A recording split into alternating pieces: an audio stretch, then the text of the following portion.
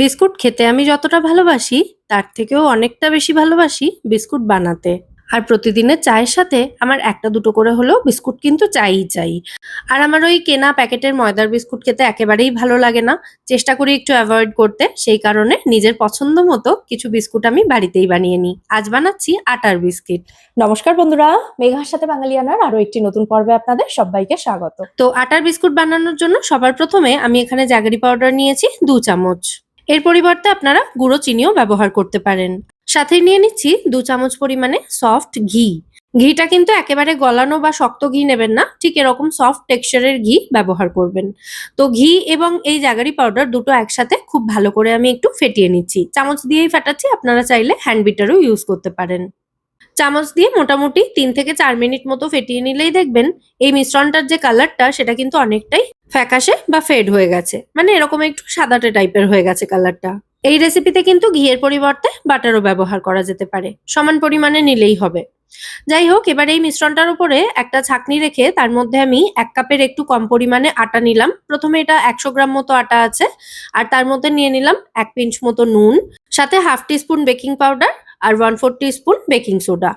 আচ্ছা, এই বিস্কুটটা তৈরিতে নুনটা কিন্তু অবশ্যই দিতে হবে, কারণ এটা খুব বেশি মিষ্টি যেহেতু হবে না, একটু নোনতার দিকে হবে টেক্সচারটা, আর এতে আমি জিরেও মেশাবো, তাই অল্প একটু নুন অবশ্যই দিতে হবে। আর নুন না দেওয়া হলে বিস্কুটের টেস্ট কিন্তু একটু ফ্যাকাশে টাইপের হয়।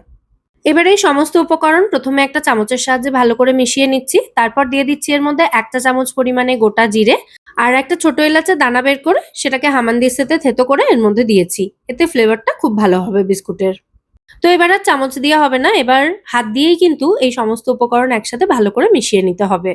মেশাতে মেশাতে আমার মনে হয়েছে এখানে আটার পরিমাণটা একটু কম আছে, তাই এর মধ্যে আরো 1/4 কাপ মতো আটা আমি অ্যাড করব। মানে টোটাল এখানে ১ কাপ পরিমাণে আটা ব্যবহার করেছি।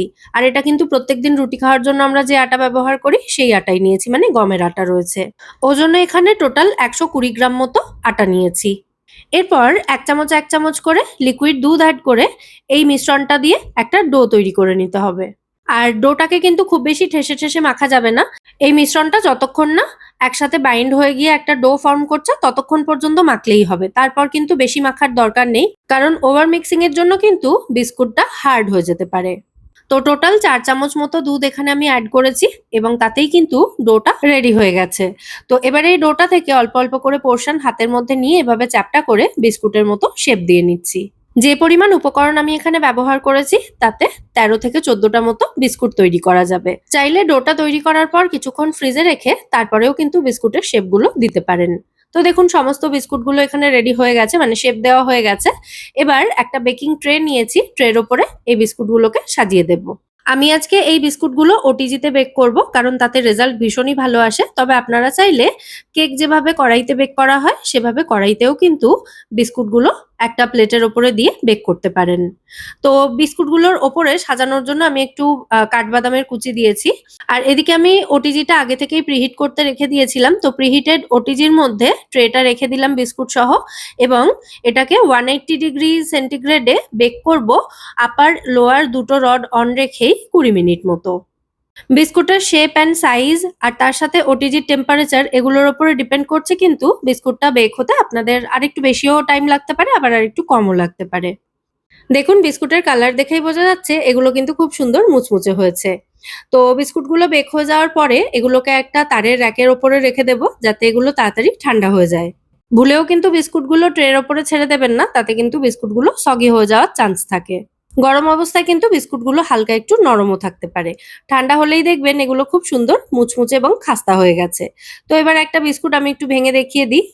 এই বিস্কুটের টেক্সচার কিন্তু অনেকটা বেকারি বিস্কুটের মতন হয়। দেখুন কি সুন্দর মুচমুচে হয়েছে, ভেঙে একদম গুঁড়ো হয়ে যাচ্ছে। আর একবার যদি বাড়িতে এরকম হেলদি আর হাইজিনিক ওয়েতে তৈরি করা বিস্কুট খান, এটা এত টেস্টি হয় যে বাইরের কেনা বিস্কুট আর খেতে ইচ্ছে করবে না। তো রেসিপিটা ভালো লাগলে ভিডিওটাকে বরাবরের মতো একটা লাইক এবং শেয়ার করে দেবেন। আর চাইলে আমার চ্যানেলটাও সাবস্ক্রাইব করে নিতে পারেন এরকমই নিত্য নতুন রেসিপি পাওয়ার জন্য। আজ তাহলে এ পর্যন্তই, আবার দেখা হবে পরের পর্বে। সবাই খুব ভালো থাকবেন। নমস্কার।